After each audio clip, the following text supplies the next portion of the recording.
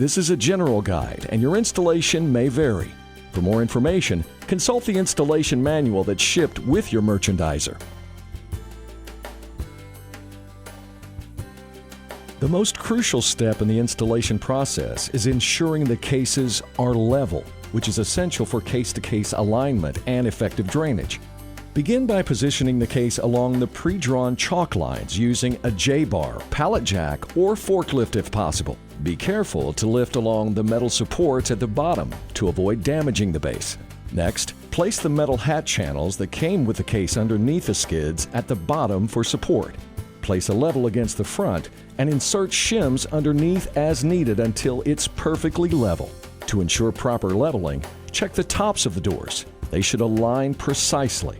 Any unevenness or stair-stepping indicates the cases are not level. Inspect the case frames for accuracy.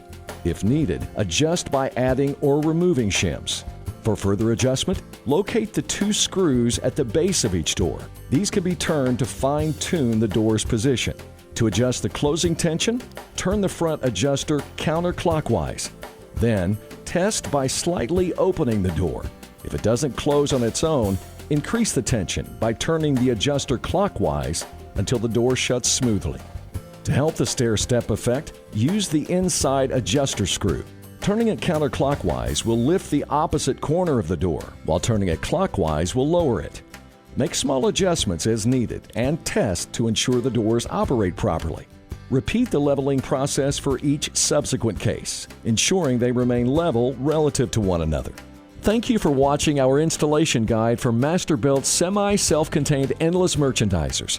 For more resources or assistance, visit our website or call us. We're here to help.